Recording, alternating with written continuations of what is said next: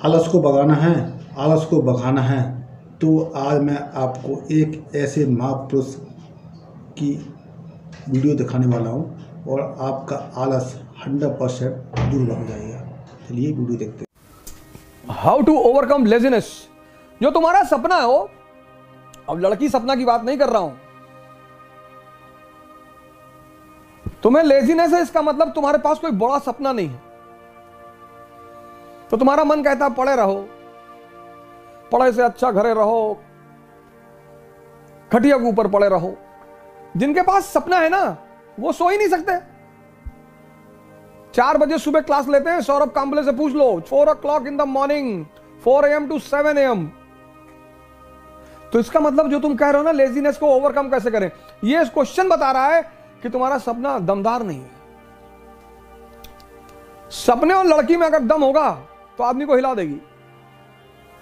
सपने को मजबूत करो,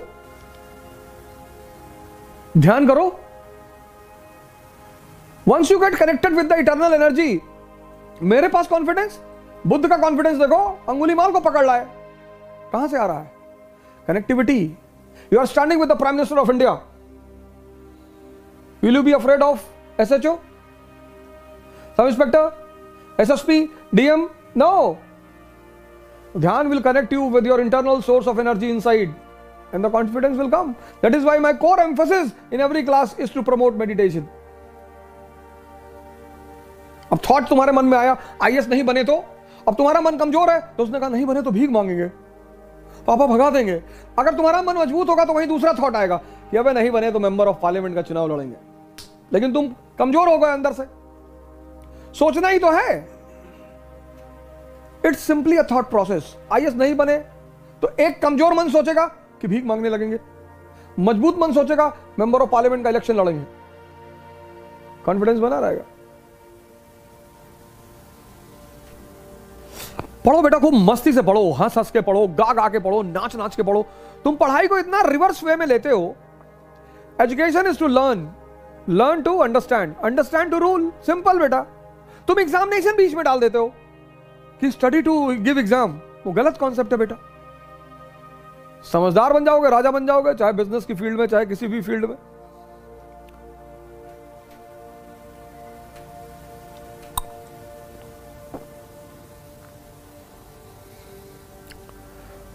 तो the blunder which you people do, you study with wrong concept कि have to qualify examination. No, you have to develop understanding. If you qualify, very good, if not, next. 2 attempt तो बहुत seriously दो। इलाहाबाद में तुम देखो, stone age से लोग रह रहे हैं, स्टोन एज से।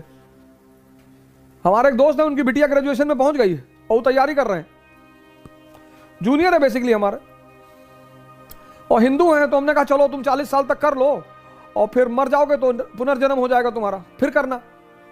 मुसलमानों को तो दिक्कत है, उनका पुनर्जन्म होता नहीं। तो हिंदू इसलिए निश्चिंत कह रहे थे भैया पूरा कंसोलिडेट कर लें। हाँ, हमने कहा कर लो, अगले जन्म में NCERT तैयार रहेगी जब पैदा होगे तो हो सकता है अगले जन्म में खड़ाक से तुरंत एक बार में हो जाए। तो वहां के तो बड़े बहुत इलाहाबाद में देखो, तुम जाओगे तो डर जाओगे क्लास में लड़कों को देखकर। मैं सेमिनार लेने गया तो मैंने कहा यार इतने बुजुर्ग लोग कहां से आ गए। तो हमने कहा आप लोग अपने बच्चों के साथ आए? अरे बोले बच्चों के साथ नहीं, हम खुद ही तैयारी कर रहे हैं। अरे मैंने कहा किस पीरियड से हो?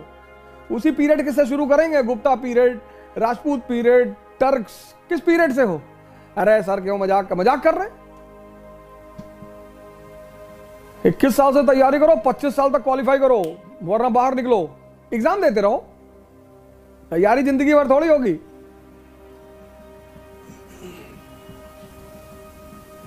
हर चीज को सेट किया गया है साइंटिफिकली। तो शादी हुई तो हनीमून हुआ कि समझ लो एक दूसरे को, जिंदगी साथ में काटनी है।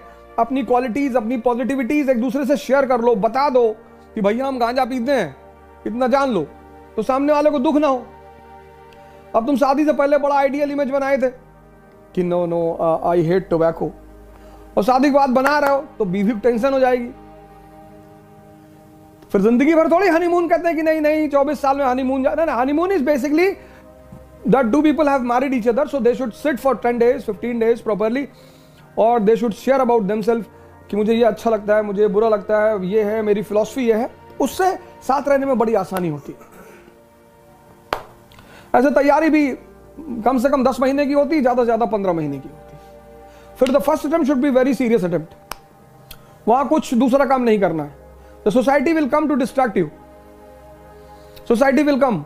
ये तुम्हारे पापा का बीपी बहुत हाई रहता है, और पापा का बीपी हाई रहता है लेकिन मरोगे तुम ही, तुम टेंशन ना लो। ये सोसाइटी तुम्हें डिस्ट्रैक्ट करेगी। यार तुम्हारी 2 बहनें, उनकी शादी करनी हो जाएगी, तुम क्या टेंशन ले रहे हो, तुम्हारा घर लूटेंगे, और तुम्हारा घर लूट के बेच के उसी से शादी करवाएंगे घर वाले लड़कियों की, अपने घर की। ये तुम्हें इनडायरेक्टली टेंशन दे रहे हैं समाज, इसी से तुम्हें बचना है। कुछ 99% लोग दुनिया में डायरेक्टली तुमसे कभी नहीं कहेंगे कि डोंट बी एम्बिशियस, इनडायरेक्टली कहेंगे कि 10 लाख लड़के एग्जाम देते हैं और सिर्फ 1000 लोग का होता है, तो 1000 का होता है ना, तो हम हैं 1000 में, हम तो 3-4 सीट मार देंगे।